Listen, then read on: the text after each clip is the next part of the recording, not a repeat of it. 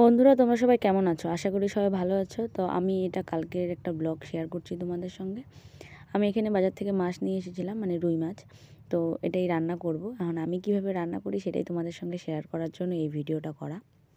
চলো তোমরা এখন দেখো। তো আমি এখন মাছটা ঢেলে নিয়েছি, এখন এটাকে আমি ধুয়ে নিয়ে আসব। তো এই দেখো, আমি এখানে মাছটা ধুয়েও নিয়ে এসেছি।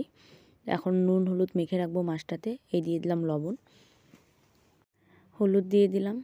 তো এখন মাছটাকে ভালো করে একটু মেখে নিব। এই তো আমার এখন মাখা হয়ে গেছে। তো এখন আমি মাছের জন্য আলু কেটে নেবো। এই আলুগুলো এখন কেটে ধুয়ে নিব। তো এই কাটা হয়ে গেছে, ধুয়ে নিয়েছি। তো এখন আমি মশলাটা বেটে নেব মাছের। তো মাছের মশলার জন্য এখানে আমি নিয়েছি 3টে কাঁচা লঙ্কা আর 6-7টা শুকনো লঙ্কা আর হলো জিরে।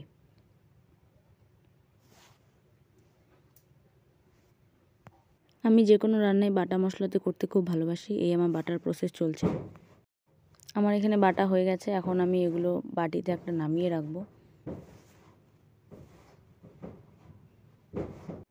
আমি এখানে রান্না বসিয়ে দিয়েছি। আমি গ্যাসের থেকে উনুনে বেশি রান্না করতে ভালোবাসি। তো এখানে কড়াই চাপিয়ে দিয়েছি, দিয়ে কড়াই গরম হয়ে গেছে। এখন সরষের তেল ঢেলে নেব। যে কোনো রান্নায় আমাদের বাড়িতে সরষের তেল দিয়ে রান্না হয় বেশি, সাদা তেল কম ইউজ করা হয়। তেল গরম হয়ে গেছে। এখন আমি একে একে মাছগুলো ছেড়ে দিব। মাছগুলো ভালো করে ভেজে নেব এপাশ ওপাশ করে। আমি সেরকমভাবে রান্না করতে জানি না, তবু আজকে যেহেতু রান্না করলাম ভাবলাম তোমাদের সঙ্গে একটু শেয়ার করি। তোমরা বাড়িতে রুই মাছ কীভাবে রান্না করো সেটা আমাকে বলো কমেন্টে। আমাদের বাড়িতে এভাবেই রান্না হয়। আমি এখানে এক পাশ লাল করে ভেজে নিয়েছি, এখন আরেক পাশ লাল করে ভাজবো।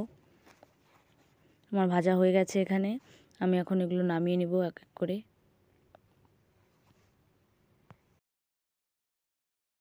আমি এখানে বাদবাকি মাছগুলো ভেজে নিচ্ছি। এগুলোকে ভালো করে লাল করে এপাশ ওপাশ করে ভালো করে ভেজে নেব। আগের মাছগুলো ভাজা হয়ে গেছে। তো এখন আমি মাছের মাথা দুটো ভালো করে ভেজে নেব। আমার মাছ ভাজা হয়ে গেছে। সেই তেলে এখন আমি জিরে ফোড়ন দিচ্ছি। জিরে ফোড়ন দিয়ে আলুগুলো দিয়ে দিব। আলুগুলো ভালো করে ভেজে নেব এখানে।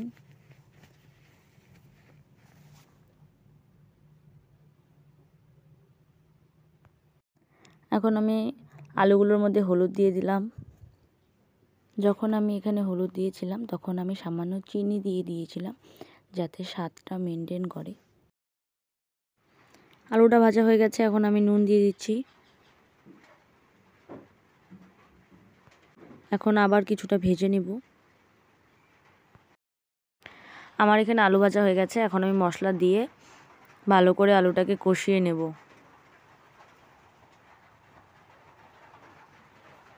মশলাটা খুব ভালো করে কষাতে হবে, যাতে মশলা থেকে সুন্দর করে তেল ছাড়ে। ততক্ষণ পর্যন্ত আমি ভালো করে মশলাটাকে কষিয়ে নিচ্ছি। আলুর সাথে মশলাটা ভালো করে কষানো হয়ে গেছে। তো এখন আমি জল দিয়ে পরিমাণ মতন ঝোল করে নেব।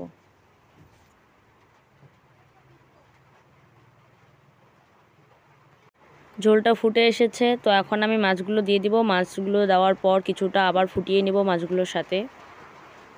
আমি একে একে সব মাছ দিয়ে দিচ্ছি। দেখো, আমার মাছের ঝোল প্রায় হয়ে এসেছে। আমি এখান থেকে একটু ঝোল নামিয়ে নিয়ে গরম মশলার গুঁড়োতে মিক্সড করে নিয়ে তারপর ঝোলের মধ্যে দিব। বড় মাছের মধ্যে একটু গরম মশলা না দিলে ভালো লাগে না। এখানে আমার নর্মাল করা রুই মাছের ঝোল হয়ে গেছে। আমি এখন এগুলো নামিয়ে নেব।